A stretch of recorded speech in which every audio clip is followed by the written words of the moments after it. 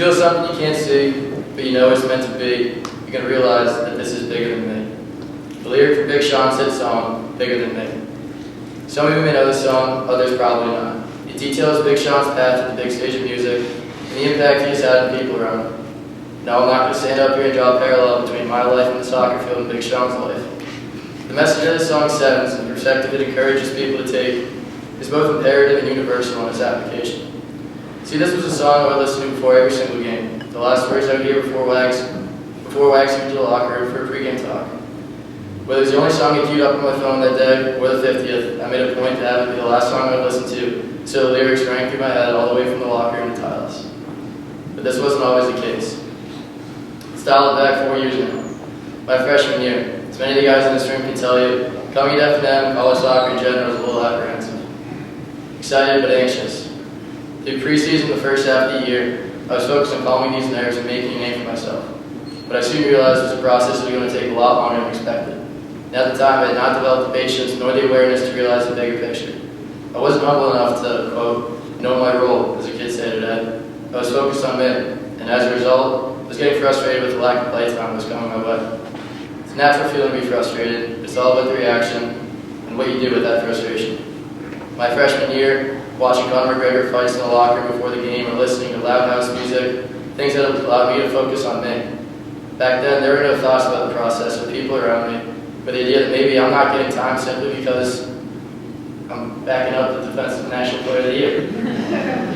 I don't blame him. So as any other freshman would, I pulled out my phone, went into the Boxer app and sent Donnie a message asking him what I could do to get more time to field.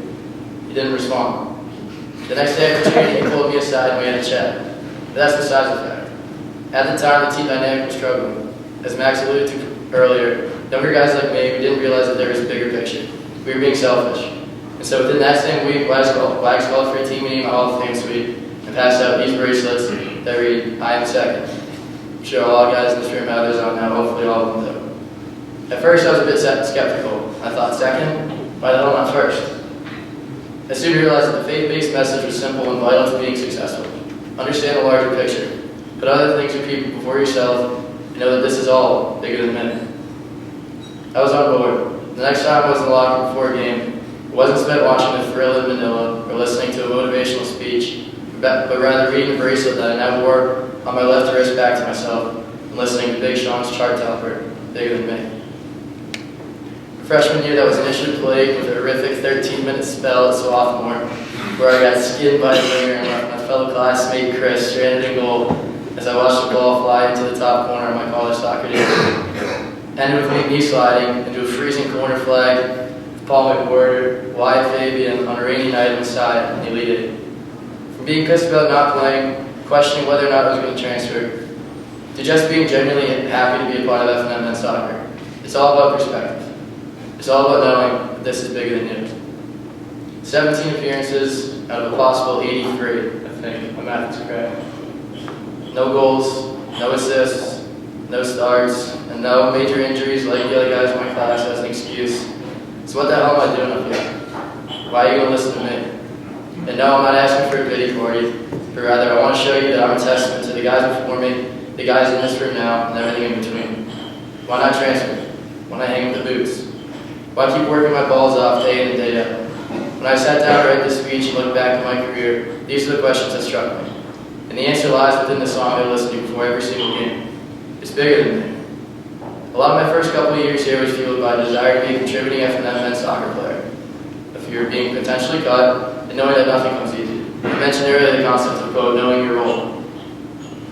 I don't know if there's one moment in particular I can look back on and label as a turning point in my career, but at some time, probably towards the beginning of my junior year, I realized that my role on this team was not going to be on the field. Many of you probably hear that and think that I gave up, but I didn't try again in practice because what was the point? Well, first and foremost, you're Connor Whitaker's backup. You have to be prepared to play at any moment because that kid goes down and pretends to be hurt every chance he gets. I'm kidding, but in all seriousness, I knew that anything could happen.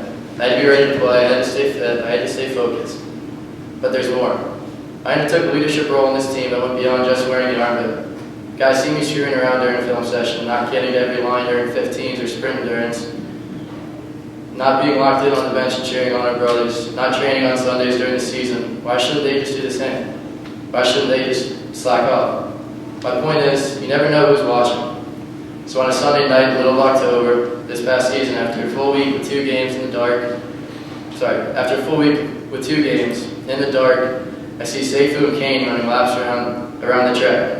And then I get to Tyler and have to use my flashlight on my phone, put my cleats on just to see Horn's bag on the sideline, as he's already out there running sprints. It makes me pretty excited. They say champions are born and no one is watching. But champions have to watch someone to know that. I didn't plan for this to be the case. I didn't expect to be that guy. I didn't make it happen. Or rather, I just let it happen. Piece of advice for the guys in this room, and a message that got me through my 4 years on this team. Your value does not decrease based upon someone's inability to see your worth. Before the beginning of preseason during my senior year, I had a difficult conversation with Wags in his car outside of my apartment building. It started with me expressing my desire to be a key player in this team this year, to play important minutes, and to lead the team to a Final Four. So you can probably tell the conversation did not go as planned. Rather, it ended with Wags giving me a broom to clean up the locker room after practices, and a plan to discuss a book he earlier assigned to Wit and I, entitled Why Leaders Eat Last.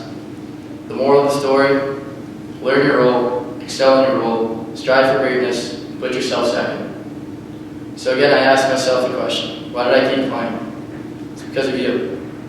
Everyone in this room. From the parents, to the coaches, to the guys who have worn this jersey before me, with me, and who will wear it after me. Because I realized it was all bigger than me. So again, I'm going to go back to my initial question. Why keep playing? Why stay in the team? Why keep putting in all the work? Because of all the people I just gave thanks to, and everyone I forgot. Because it's bigger than me. I want to close today with a couple of thoughts. You guys in the back, make sure you're listening. For anyone wondering, here are 10 things that require 0 talent: attitude, work ethic, energy, passion, doing a little bit extra, being prepared, effort, being on time, body language, being coachable. Please keep this in mind next time you think about not being talented enough at anything. You know, there's an idea that leaders should be measured by the foundation they leave behind, not what happens when they're carrying the torch, but what happens after they pass it on. I trust that you guys who come after me will do me proud, will put themselves second, will see the bigger picture, will continue to tell themselves that this is all bigger than me. Thank you again to everyone. As Tommy Shelby once said, it's not about what you deserve, it's all about what you take. Thank you.